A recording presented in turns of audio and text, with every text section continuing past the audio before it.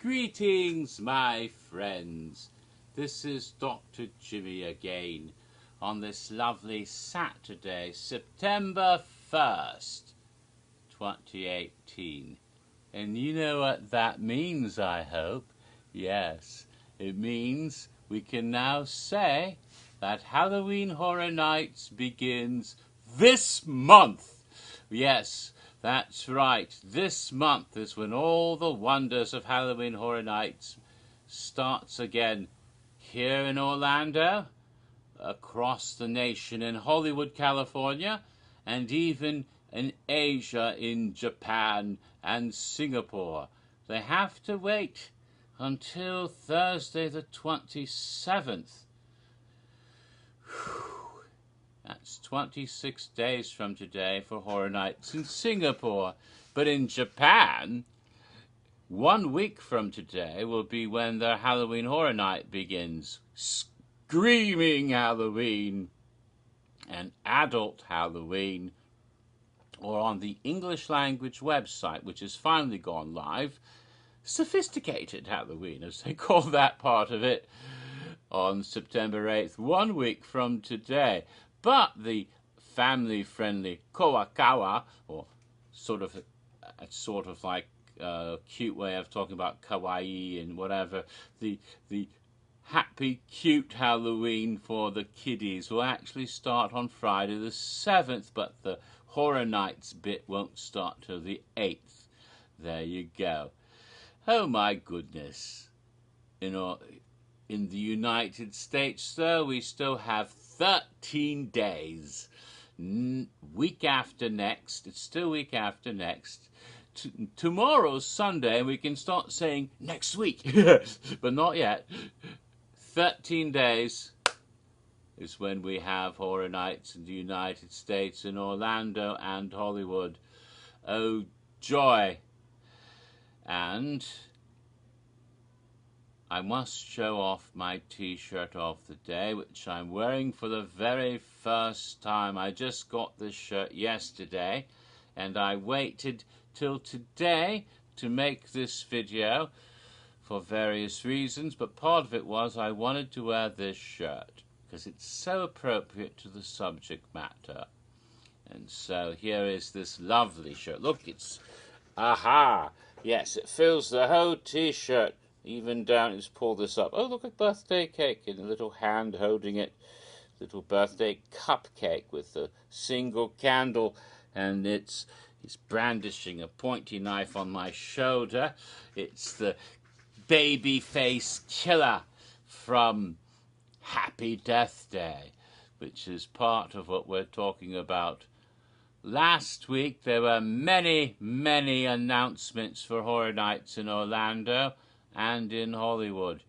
Yes, so much I can't put them all in one video. And now I will start talking about those announcements with the first big announcement made last week, which deals in part with Happy Death Day. But first, I do want to spend a little bit of time talking about what's been going on in the parks. Oh my goodness, it's wonderful. It's that glorious time of the year when they start building the scare zones. And I was in the park a little while back when they first started construction.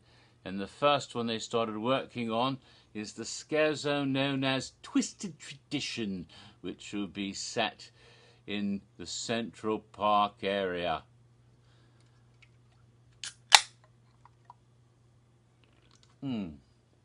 Yes, a wonderful scare zone about rotting pumpkins and human flesh combining in icky ways, and must be some frightening characters in that zone, in the heavily wooded area, that path that runs from the top of Hollywood Boulevard over towards the Animal Actors Central Park.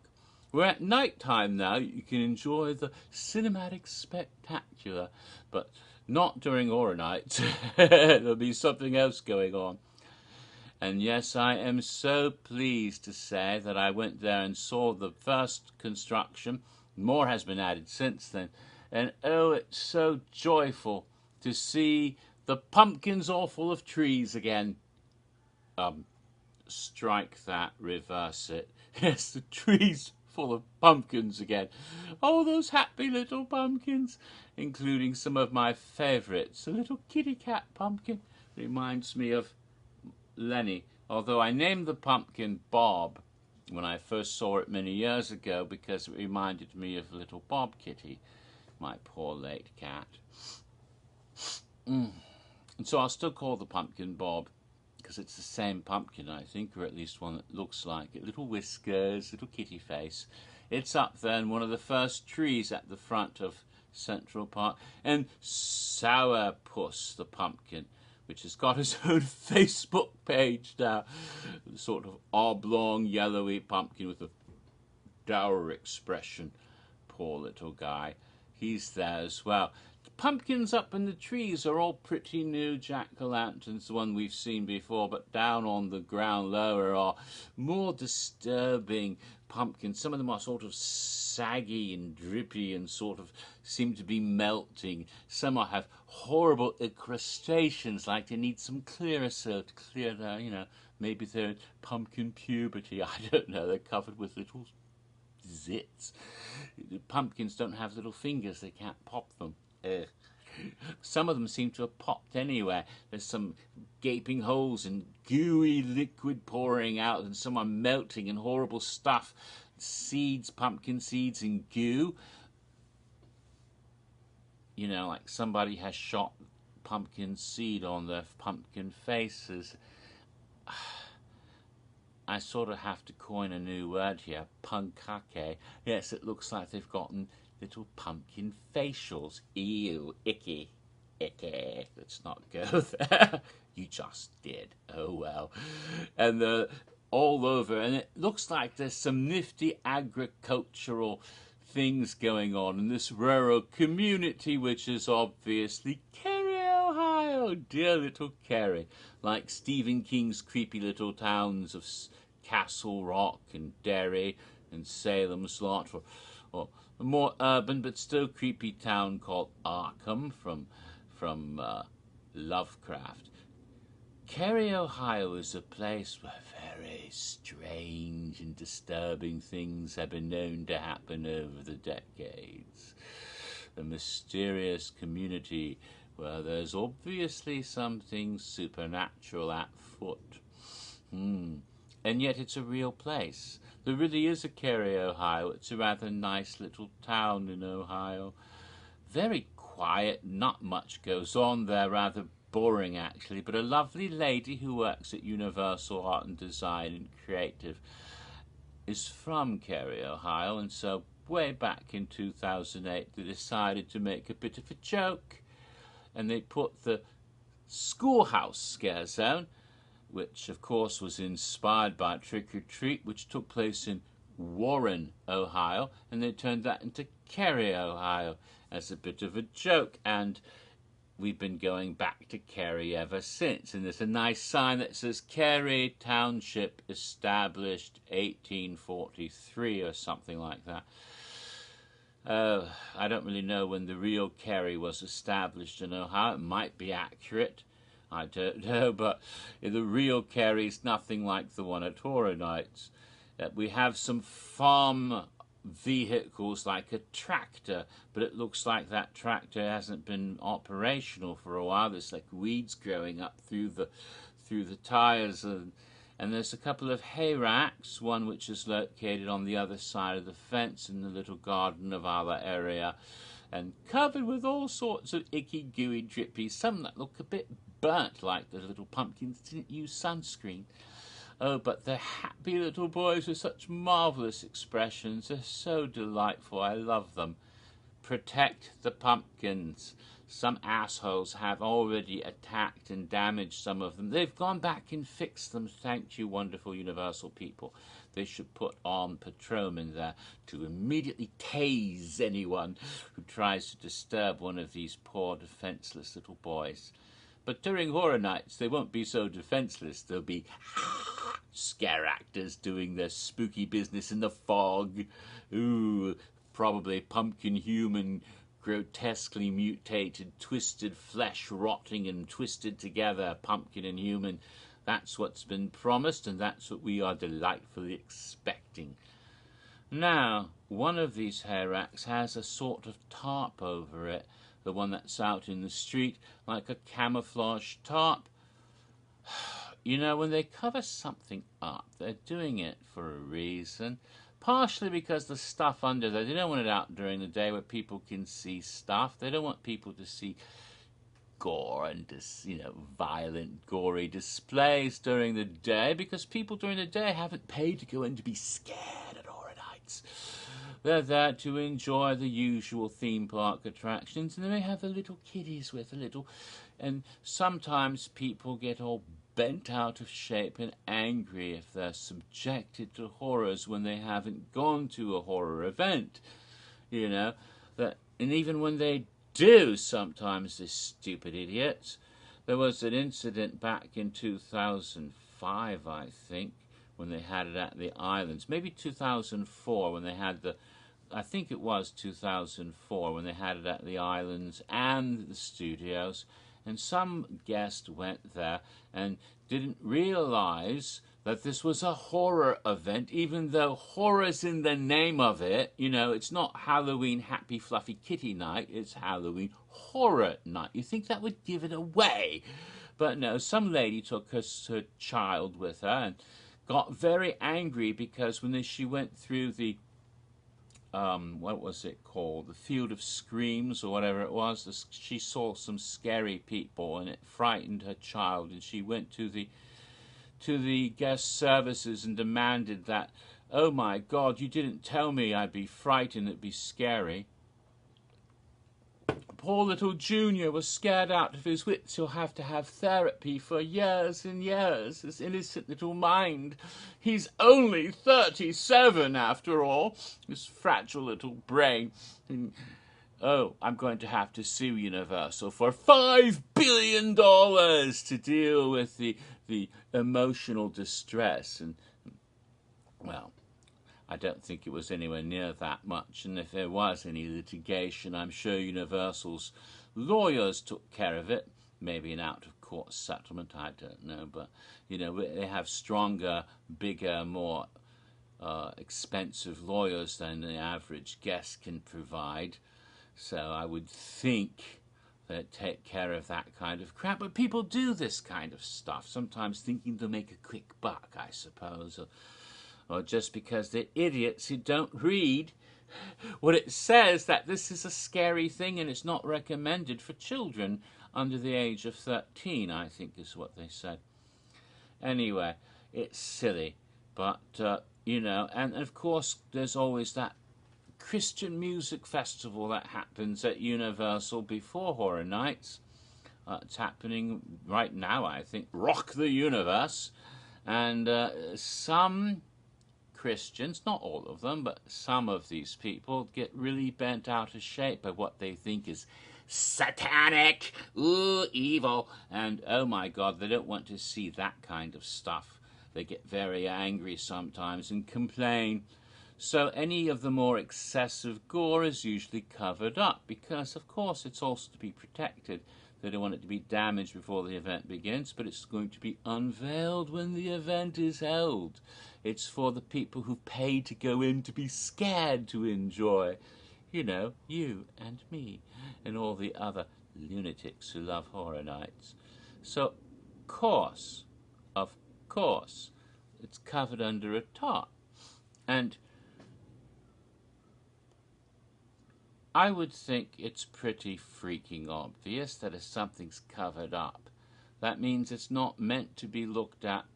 It's not meant for someone to go up and pick up the tarp, and certainly not meant for someone to go pick up the tarp and get their little phone and put it under the tarp and get a photograph, and certainly not to post the damn photograph on the internet. I'm not saying any names, but fortunately, that nasty picture was quickly taken down. I could assume that if it was left up too long, a Universal might have sent a nasty letter or something, cease and desist, and You know, security might even make anyone who did something like that pay a very dire price, like having their passes taken away or even be banned from ever attending the event that they're hoping to see in the first place. So don't do something stupid like that. You're going to get in trouble, or at least you should. Ugh. So enough of that. I'm not going to say what was seen, except, of course, it was something gory and horrible and wonderful, and of course we already know the event will involve human flesh and pumpkin rot being merged. So use your imagination for now and see it for real in 13 days. But it's wonderful, and almost every day there's more stuff in there as they dress it up and make it spookier. Oh, glorious. And of course they've continued working in other areas of the park. Last time I checked, there was work not only for Twisted Tradition, but also for Revenge of Chucky in the Hollywood Boulevard area, Killer Clowns from Outer Space along South Street, and Vamp 85 New Year's Eve in the New York Street area of the park. It's possible, because I haven't looked yet today, that there might be something for the harvest. At least there might be. I haven't seen any yet. I don't know. I haven't checked my social media today. I haven't seen what people have posted after going to the park and getting photographs. So it's possible there may be more than I've even dreamed of already. But as of now, all they've done is remove certain trees and pots and things out of the way, but haven't started building the harvest yet, which will be at the Plaza of the Stars area along the front of the park between Shrek and Despicable Me. But over in New York Street now, there's some lovely window displays in the Macy's storefront, and they've put in mannequins wearing 1980s clothing, like Don Johnson's white suit from Miami Vice, to create the idea that this is 1980, actually December 31st, 1984, I would guess, because it's New Year's Eve 1985, you know, when the clock hits midnight. Happy 1985, everybody! That's, I think, what the idea is. And there's a little doggy in the window too, a beautiful little black dog that's probably a French bulldog, but I like to think of it as a pug because my friend Mel's has a little pug named Pearl. Its ears are up like a French bulldog, not down like a pug, but maybe it's hearing all that 80s music and has perked up its ears to listen to it. I've dubbed the little pooch Van Pearl because it's in Vamp 85, why not? So that's good. And there's also some bandstands set up with some like 80s decorations and big happy 1985 signs and a list of the musical acts. Apparently they're going to have a bandstand. Will they have actual musicians playing? Or is it just going to be a DJ spinning discs? I don't know. They may actually have a band to perform in the area. Of course, stuff will be going on, you know, vampires taking over at New Year's Eve. But in that area, there's also a sign of bands that are going to be playing. One is called Booze Nougat. And I can't help but think that nougat is a reference to Stranger Things. Remember Little Dunstan's little pet baby Demogorgon? He was feeding it Three Musketeers bar. You know, your favourite, nougat. Yes, but booze nougat. Oh, when it turned 21, it started drinking nougat with booze. That might make a good cocktail. I have to make a Vamp 85 cocktail eventually. And other bands, but and that is a lovely tribute to Brian Frank, who passed away recently and was at Universal. They put a tribute by putting his name up on the signs, which I think is very touching and very, very good to see that, remembering a great fan of Horror Nights and a great, you know, he was actually worked at, you know, I don't know if he was in Universal Creative, but he was involved with them. I think it's good to see that they remember that and give that tribute. So it's very good to see that. Also, they've got the stage set up with the ball drop, and the ball is there now. It'll go up to the top of the post and drop on New Year's Eve. Maybe not just at midnight, but probably several times throughout the course of the Scare Zone as part of little mini shows that happen, because the theatrical street theatre stuff. And there's a news van now over by Sting Alley that says WHHN,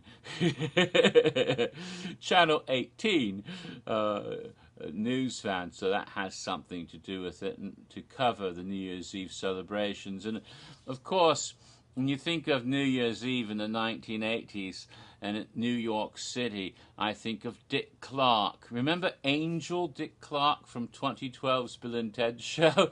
He passed away that year. Yes, Angel Dick Clark. Maybe he'll come back to host it. Not likely. You know why not likely?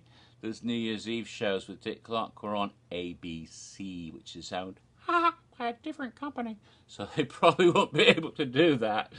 Oh, well. But I'd like to see some kind of host for the event for New Year's Eve. Rockin' New Year's Eve, right?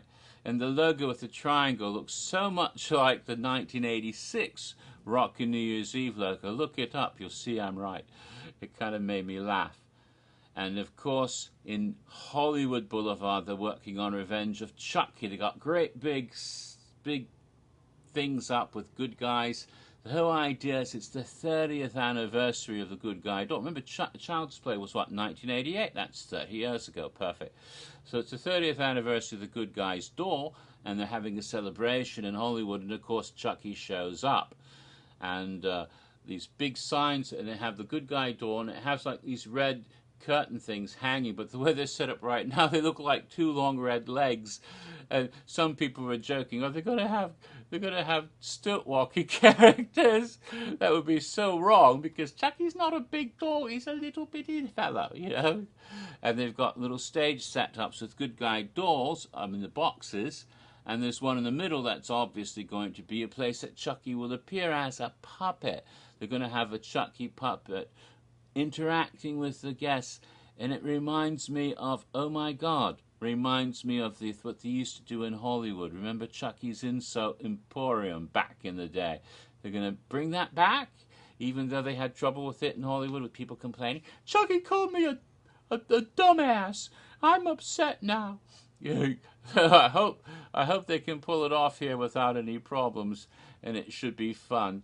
Oh, it just makes me happy to think about it. So that's the Scare Zone construction we've seen in those areas in New York. Oh, I forgot the clowns, of course. They've got those great big machines like the candy floss machine, cotton candy machine they've got from the movie. And then one has a big sign saying Killer Clowns from Outer Space, and one has a bag over it. Obviously that's covering up something, probably a human victim inside the cotton candy cocoon. Oh, it's going to be fun. I understand they're going to do the shadow play in that zone. I've heard that.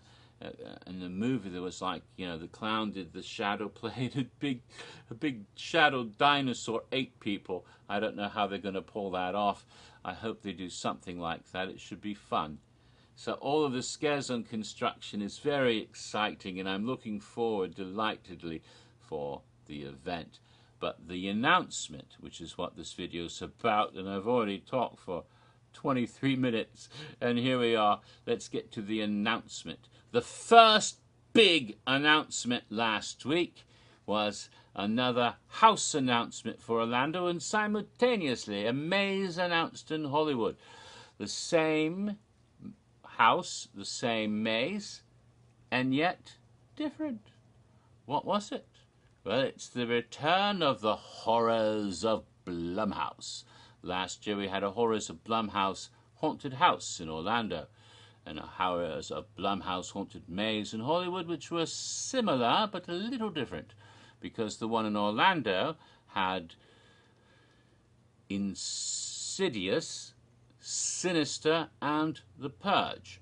The one in Hollywood had Sinister and The Purge, but not Insidious. They had Happy Death Day, like on my t-shirt, which hadn't even opened yet. when the event started last year. It didn't open until October of last year. But they had those three in the Blumhouse in Hollywood last year. And we didn't have Happy Death Day in Orlando, only in Hollywood.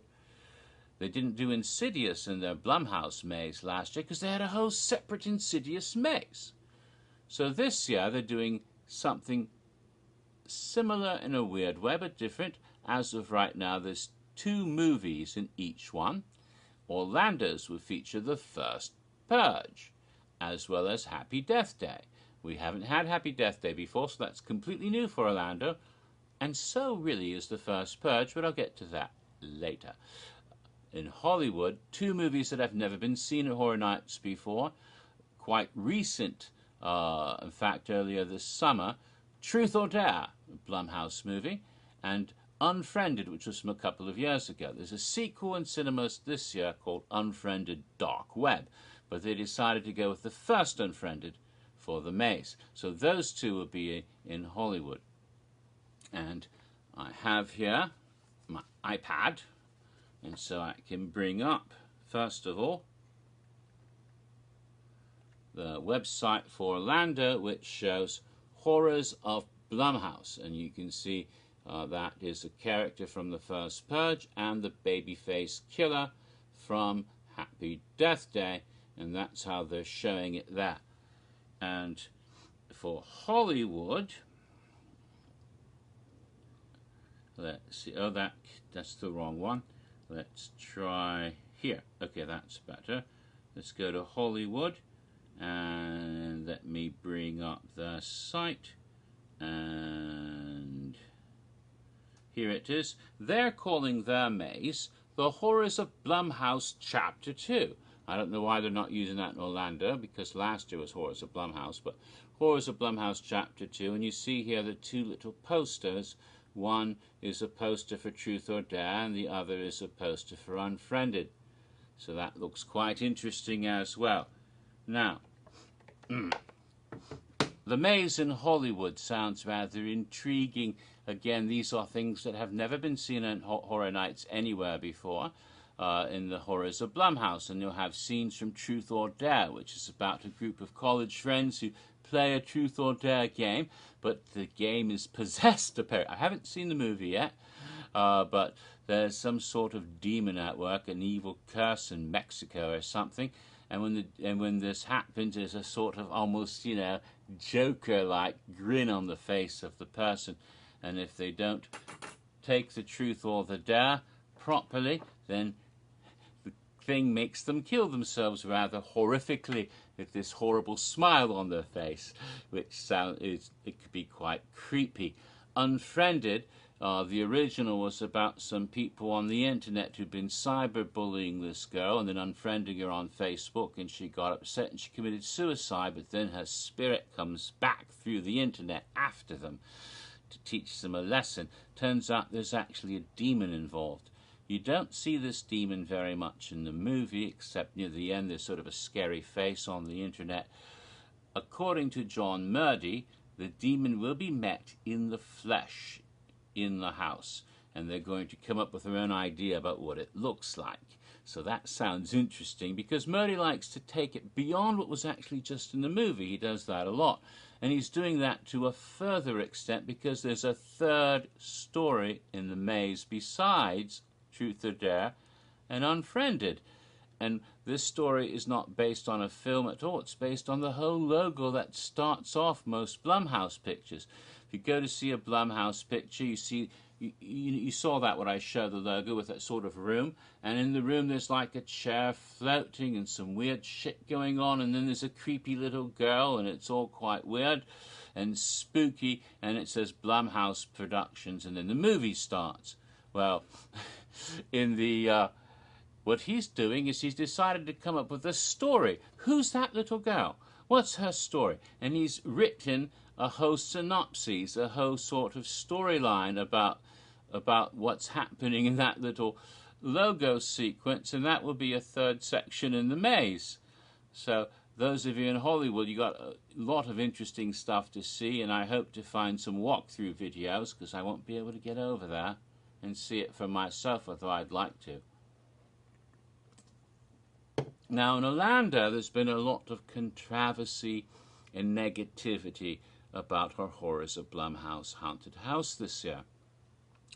Not so much about Happy Death Day, which I saw for the first time this morning, by the way, and it's a kind of a horror comedy. It's actually quite good. I liked it. I enjoyed it quite a bit. I'm not quite sure how they're going to pull the house part off, although they did use it last year in Hollywood. Obviously, they're going to feature the babyface killer, maybe the hanging scene in the bell tower. That can be really creepy. And the tunnel with the little music box and some of the other neat stuff that they had in the movie. So it might be able to pull it off. They can't have Tree walking about nude, though, as much fun as that might be for some people. But Tree, weird name, but I guess her real name is Teresa, but everyone calls her Tree. That's the lead character. Goes through a whole character development arc from being a right bitch to being a really nice sweetheart after she learns, being killed in nasty ways over and over and over again in a Groundhog Day scenario. She eventually becomes a better person for it and helps a lot of other people as well, which is sweet. So it's actually, in a weird way, kind of a sweet movie. As sweet as a poisoned cupcake. No spoilers. But at any rate, it'll be interesting. But a lot of people are upset about the first Purge. And I've seen a lot of this, especially people reacting. A lot of people just get negative because they like to complain for no reason, just because they want to complain about something. And some of it is like, it's The Walking Dead all over again. They're doing Purge again. Oh, why do they keep doing Purge? It's the same thing over and over. They're running out of ideas. I hate when people say that, because the people who do this, people like Michael Aiello and I think his name is Blake Braswell. I couldn't remember his name last time. I still probably got it wrong. And David Hughes and Charles Gray, all the wonderful people who do this stuff, Patrick Brayon, they probably have more ideas in their heads that they haven't even used than the people who are complaining will ever have in their lives. I'm sorry, there's a reason they get paid the money to do horror nights every year, because they're pretty damn talented. And I'm amazed at what I see this year. At 5 original houses. 5 original houses. How can you say they're running out of ideas? I mean, it's dumbfounded. Dumbfounds me. That's more original houses they've had in a long time. And they look incredible, the stuff they're doing. So to get mad because part of a house features Purge again this year is a bit silly, especially because I can debunk this, and I will. I have tried before on some of the fun. People just don't listen. But it's true, okay? One of the arguments is, it's just like The Walking Dead. It purges the new Walking Dead. And one person said, this has been 4 straight years in a row of Purge every year. That's just not true, okay? Let's make a detailed comparison between what they did with The Walking Dead and what they did with The Purge, shall we? So, Walking Dead. Walking Dead started in Orlando in 2012. They had one Walking Dead-themed haunted house that year, which was pretty good, actually. Walking Dead, Dead Inside, okay? The following year, 2013, the very next year, they had a second Walking Dead house. Walking Dead No Safe Haven. It was a bigger, better Walking Dead house, actually. That was located in the Parade Building. Much better than the first one. So that was all right. But they also had scare zones all Walking Dead that year. That's what kind of got people, that there were 5 set scare zones of The Walking Dead and other stuff in the streets that were themed to The Walking Dead. So that was kind of took over the streets. So in 2014, people got upset when Walking Dead came back for a 3rd year, but this time there were no scare zones, just no Walking Dead scare zones, just a 3rd Walking Dead house, which was located then in Soundstage 25, The Walking Dead end of the line, and that was even bigger. In fact, it was one of the biggest houses they had ever made up to that point. One of the first of the Uber houses, and was actually very good, better than the last two. So that wasn't so bad. But they did it 3 years in a row, right? Then they did it 4th year in a row. 2015, they had another Walking Dead house, the 4th one consecutively. And this was located in the Parade Building again. That was Walking Dead, The Living and the Dead. And that one was pretty crap. It wasn't as good as the 3 previous ones. So, oh dear. So, when they brought it back for a 5th year in a row, and they had Walking Dead come back for the house just called The Walking Dead, which I believe shared Soundstage 24 with another house. That one, people anticipated it very negatively, and weirdly enough, people liked it. That one was sort of the best of, and contained scenes from all 6 of the seasons of The Walking Dead that had aired prior to this. Remember, each house previous to that was based on different seasons. The first one was based on seasons 1 and 2. The scare zones the next year were based on seasons 1, 2, and 3, and the house was only based on season 3. In 2014, the house was only based on season 4. The house in 2015 was only based on season 5. But the house in 2016 was based on seasons 1, 2, 3, 4, 5, and 6. And weirdly enough, people liked it. In fact, from a fan reaction as well as guest reaction, regular guests, most people that I saw and read reviews said it was the best of all 5 Walking Dead houses. Even though it was the 5th one, and people were supposed to be tired of it, they said this was actually better than the 4 preceding houses. It was the best one. And it was kind of weird because people kept saying it's the same thing over again. The house they liked best was the one that had stuff from the previous years. All the other houses had stuff that was new that year.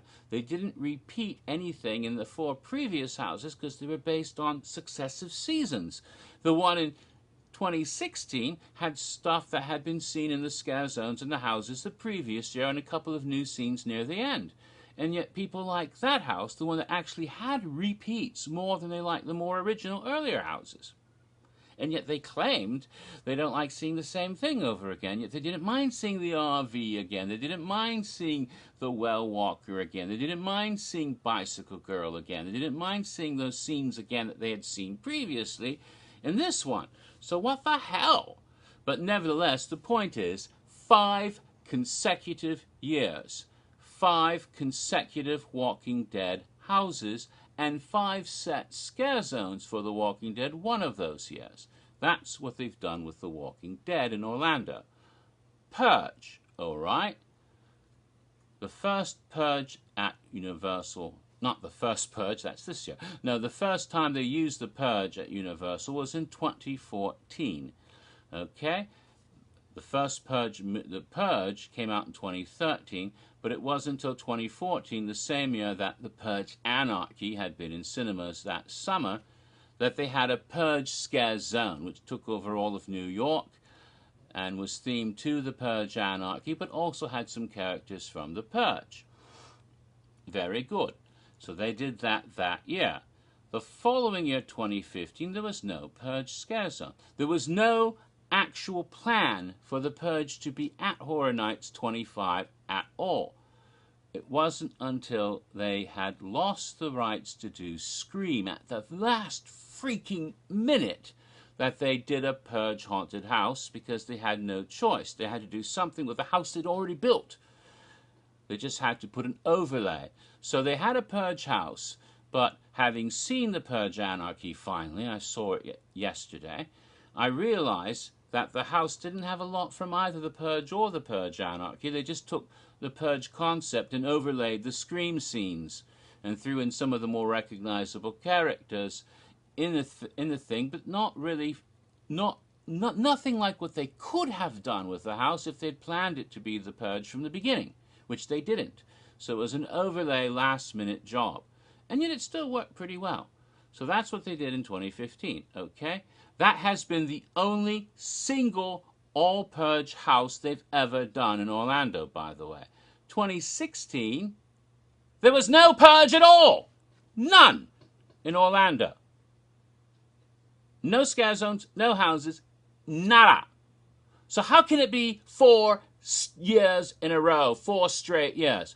Bullshit! I call bullshit on whoever said that, because it's been 4 years now since they had the first Purge Scare Zone, but one of those years there was no Purge. Only 3 years have there been Purges in Orlando. 3, not 4. Okay? Not 5 like The Walking Dead. And how many haunted houses? 1 3/4 maybe. No, more like 1 1/4. And actually, it's supposed to be 1 1/3, or probably less than that, because they only used a couple scenes. In 2017, last year, Horrors of Blumhouse included The Purge. However, the vast majority of the house was insidious. Why was that? Because they originally planned to do 3 parts: Sinister, Ouija, and Insidious. They had not planned any Purge in any haunted house last year at all. This was not their idea. Again, they lost the rights to Ouija after they already built the fucking thing. They had the sets for Ouija there, and you could recognize the sets from scenes in the movie when you went into that house. But it was a problem with Hasbro, who owns the rights to the board, the actual Ouija board itself. Even though everything was clear with Blumhouse, they couldn't use the word Ouija. They couldn't use Ouija, so they had to do something, and once again, they just overlaid Purge over it. And it had real no connections to any of the Purge movies. It was just characters doing the Purge stuff in costumes you might recognize, like girls with plastic masks. And just a couple of scenes. And it was only a couple of scenes. You went into one room, you went into another hallway, and that was it. Why? Because the Ouija scenes would have extended further than that originally. When you go into Insidious, there was lots and lots of Insidious. Originally, it was only pretty much going to be Insidious, the Last Key.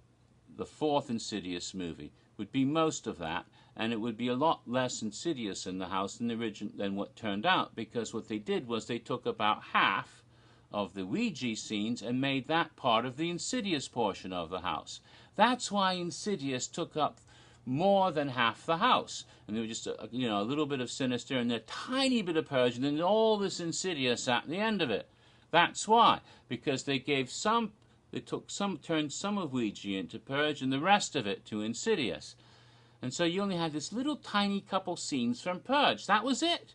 A room, and then it was like the living room, a little bit of the dining room, a hallway, and you're done. No more Purge. Bang! It's not even half the house, not even a quarter of the house. It was like, I don't know, 1/10 of the house, a little tiny bit was Purge. And that was all the Purge we had last year in the haunted house. Furthermore, again, it wasn't designed to be Purge to begin with. And the other part was the Purge Scare Zone. They did have a second Purge Scare Zone last year. And it was based on Electioneer and had characters, but they also had some characters from the earlier movies, but also Electioneer. And so there was stuff in that Scare Zone we never saw before, all those sort of founding father, George Washington, Abraham Lincoln, Statue of Liberty Girl, characters that were not seen until Purge Electioneer, which came out in 2016. And they did have a couple of those characters show up in the Altars of Horror, which was basically all the IPs kind of mashed into one little photo op zone in the Plaza of the Stars. So what you ended up with then is over 4 years, but not 4 years in a row, because only 3 of those years you had one Purge house, a couple of scenes in another house, neither of which were intended to be Purge originally, neither of which were designed from the get-go to be Purge. You had 2 actual Purge scare zones, and you had a couple of characters from the Purge scare zone show up in another scare zone making a cameo. That's hardly the same as 5 haunted houses 5 years in a row plus 5 set scare zones that they did for The Walking Dead.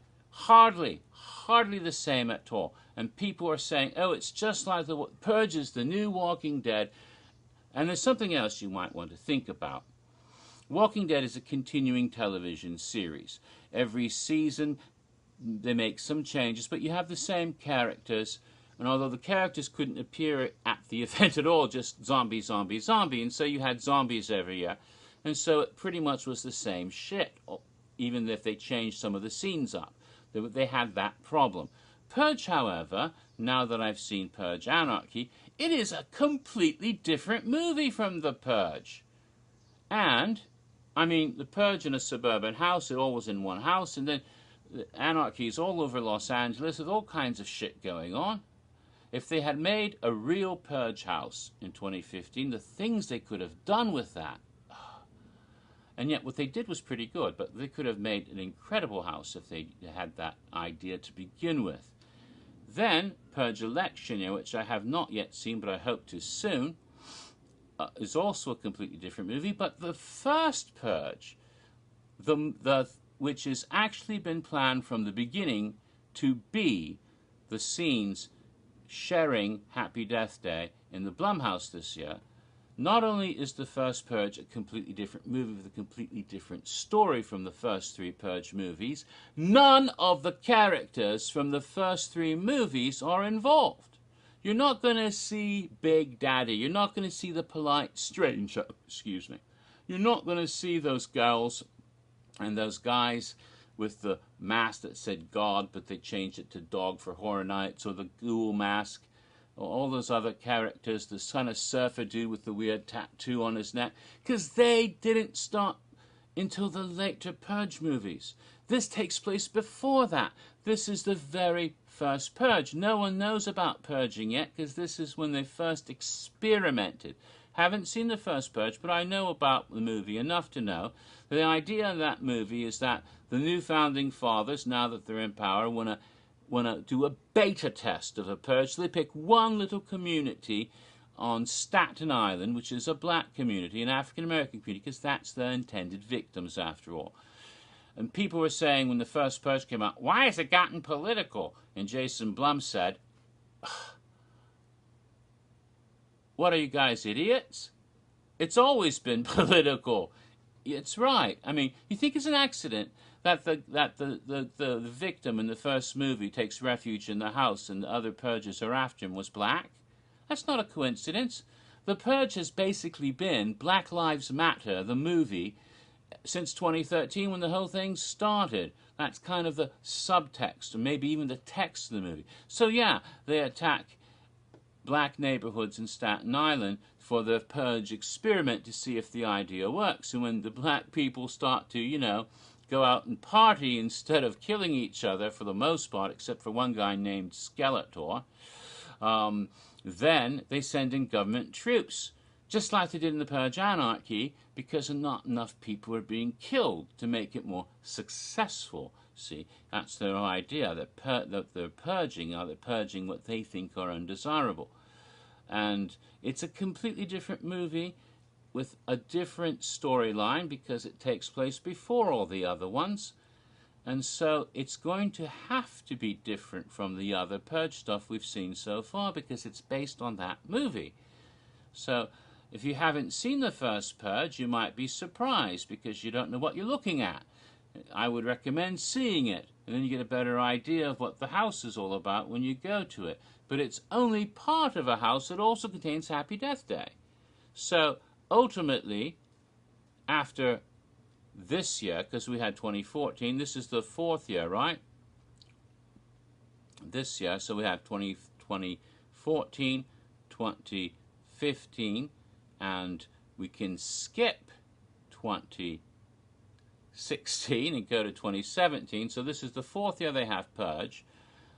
And over that 4-year period, there's been one haunted house, a couple of scenes in another one, 2 scare zones, a couple of characters in another scare zone, and now, I guess, half a haunted house in this one.